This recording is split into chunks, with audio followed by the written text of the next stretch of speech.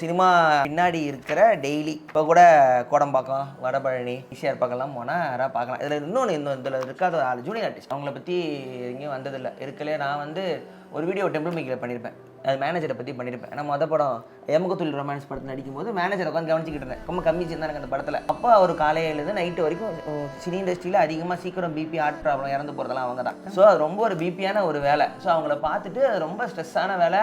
எல்லாரையும் போய் கெஞ்சணும், சண்டை போடணும். ஸோ நான் படம் பண்ணும்போது எங்கள் மேனேஜர் வந்து ஒரு 100 200 சண்டை போடுவார். நாங்கள் அப்போ எதுக்குண்ணே விட்டுருங்கண்ணே, இல்லை இவருக்கு மட்டும் தான் 100 தெரியும் தம்பி, பில்லை பாருங்கம்பார். மொத்தமாக பார்த்தா அது மாதிரி ஒரு 100 200 பேருக்கு சொல்லும். மொத்தமாக சேர்த்தா ஒரு நாளைக்கு 1 லட்சம் 2 லட்சம் ஏமாந்துருவேன்.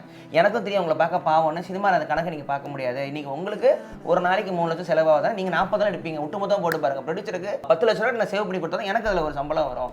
ஸோ இதுதான் எங்கள் லைஃப். எனக்கு அப்போ தான் புரியுது. கொஞ்சம் கொஞ்சமாக அந்த சேர்க்கறது தான் கடைசியில் வந்து பெரிய நம்பராக வந்து முடியும். இப்போ சொன்னீங்களா அந்த 5 ரூபா எக்ஸ்ட்ரா கொடுங்க, நான் எடுத்து போட்டு வந்து கொடுக்குறேன் கார் வேலை. எலக்ட்ரிஷியனுங்க, ஜூனியர் ஆர்டிஸ்ட்டுங்க நிலமை, டான்சர்ஸுங்க, ஸ்டண்ட் மாஸ்டருங்க, அப்புறம் ஸ்டண்ட் அசிஸ்டண்ட்டாக வர்றவங்க, இந்த ஆக்ட்ரஸ்க்கு இந்த டூப்பாக வர்றவங்க, கேமரா டீம், லைட்டோட அசிஸ்டண்ட்டுங்க, அப்புறம் இது மெஸ்ஸு அக்காங்க, சமைக்கிற அந்த 10 பேர், கார் டிரைவருங்க, இது இல்லாமல் டேரக்டருங்க. முக்கியமாக எதுவுமே எதிர்பார்க்காம எப்படி நம்ம இந்த ஆல்மா டேரக்டரோ நம்பி 1 ரூபா சம்பளம் இல்லாமல் குடும்பப்படுத்தப்படுற அசிஸ்டன்ட் டேரக்டருங்க. இவங்களோட சேர்ந்து ஒரு சினிமா வந்து உருவாகி வரும். ஜெயிக்கிற படம் வருஷத்துக்கு ஒரு 10 தான். ஆனால் ஒரு 2000 படம் கிட்ட வந்துடும்.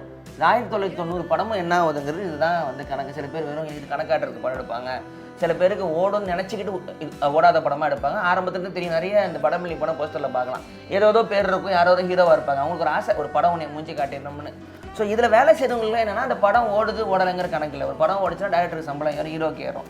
லைட் அண்ணனுக்கோ ஜூனியர் ஆர்டிஸ்ட்டுக்கோ ஒரு மெஸ்ஸில் இருக்கிறவங்களுக்கோ அதே சம்பளம் தான். அவங்களுக்கு இது முடிச்சுட்டு மறுநாள் இன்னொரு ஷூட்டிங், காலையில் முடிச்சுட்டு நைட்டு வேறு. அதே 100 ரூபா அதே 200 ரூபா தான். சினிமாவை வந்து பிம்பமாக இருந்தும் அதை வந்து பிரேக் பண்ணி தமிழ் சினிமா யாரும் எழுதலை. ஸோ இவர் அசோகமித்திரன் வந்து உள்ளே இருந்ததுனால அவர் அதை எழுதியிருந்தார்.